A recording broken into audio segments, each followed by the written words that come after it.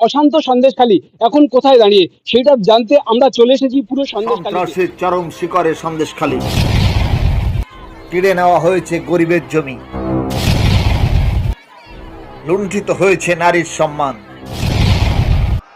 প্রতি রাতে হতে হয়েছে নেতাদের শয্যাসঙ্গী, তাই পথে নামতে বাধ্য হয়েছে নারীরা।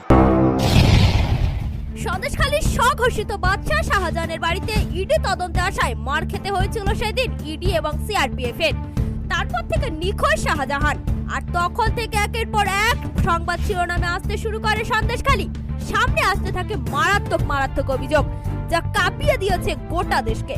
আর গোটা ঘটনায় প্রশাসন ছিল নীরব দর্শক, এমনকি পুলিশকে সঙ্গে নিয়েও দুষ্কৃতীরা হামলা করেছে বিরোধীদের বাড়িতে। লাগামহীন সন্ত্রাস চালিয়েছে উত্তম শিবপ্রসাদ হাজরা থেকে শুরু করে তৃণমূলের বুথ স্তরের নেতারাও। আর সেই খবর শাহজাহান বেপত্তা হওয়ার পর থেকে একের পর এক সামনে আসছে। প্রতিবাদের রাস্তায় নেমেছে নারীরা, অন্যদিকে সেই প্রতিবাদের আওয়াজ বন্ধ করতে অতি সক্রিয় হয়ে কোমর বেঁধে নেমে পড়েছে প্রশাসন।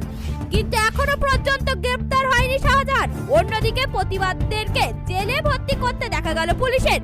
পাশাপাশি পরিস্থিতি নিয়ন্ত্রণের বাইরে না যায় তার জন্য নামানো হয়েছে বিশাল পুলিশ বাহিনী। সব মিলিয়ে গোটা সন্দেশখালী এখন থমথমে। আপনারা দেখতে পাচ্ছেন একদম পুরো আকঞ্জিপাড়ার মোড়, আর এই আকঞ্জিপাড়ার মোড়ে এই ডান দিকে আমার ক্যামেরা পার্সনকে দেখাতে বলবো, ডান দিকে শাহজাহান শেখের বাড়ি, যেটা নিয়ে সন্দেশখালী একদম চর্চিত বিষয়, যেটা নিয়ে এখন রাজ্য রাজনীতি তোলপাড়। সেদিকে আপনাদের দেখানোর চেষ্টা করবো যে এখানে জনমানুষ শূন্য, রাস্তাতে একেবারে মানুষ নেই। টুকটাক দেখতে পাচ্ছি দুটো একটা করে গাড়ি যাচ্ছে, কিন্তু এখানে একদম দেখতে পাচ্ছি পুরো রাস্তা শূন্য।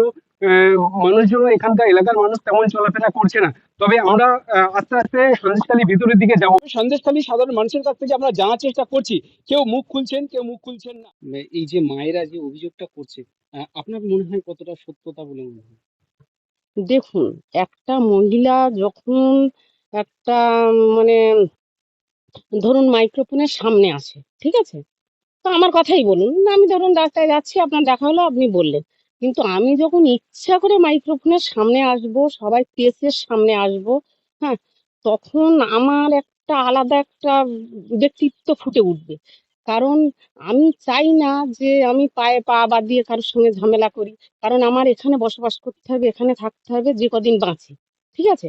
তাহলে তাদের এমন একটা পরিস্থিতিতে তারা শিকার হয়েছে, তারা প্রেসের সামনে আসতে বাধ্য হয়েছে। মেয়েদের সব থেকে বড় কথা তাদের লজ্জা। লজ্জা লজ্জা আছেই বলে মেয়েদের এত কিছু।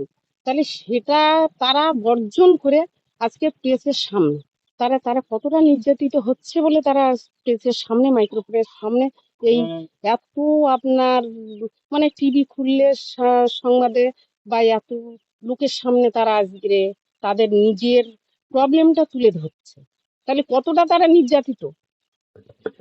দাদা, আমরা জানতে এসেছি অশান্ত সন্দেশখালী, এখন এই মুহূর্তে পরিস্থিতি কেমন? আমার বলতে হবে, পরিস্থিতি কেমন? তবু আমি বলতে পারবো না। আমরা চাষি মানুষ, আমরা বলতে পারবো না। শিবু হাজরা, উত্তম সর্দার কেমন কেমন মানুষ, আপনাদের কেমন পরিষেবা দেয়? না খারাপ উম, মানুষ? উনি শিবু হাজরা, উনি খারাপ মানুষ। আমাদের যা করেছে, আমাদের সবাইকে আমাদের আমাদের ফাঁসি নির্যাতন দিয়েছে, করে। আমরা আমাদের যা করেছে সীমার বাড়ি চলে গেছে। কেন আমাদের এই পুকুর খাল কেটে আমাদের আমাদের জমি জায়গা যা চাষ করতো সে করতে দেয়নি, সবাইকে নিয়ে নিয়েছে। করতে দেয়নি, সব নিয়ে নিয়েছে। কি করবে? তো এই মুহূর্তে এলাকার পরিস্থিতি কেমন? এই এলাকা ভালো না। আমরা কি বলবো? এই মুহূর্তে কেমন পরিস্থিতি কেমন আছে সন্দেশখালী? আমি কিছু বলতে পারবো না।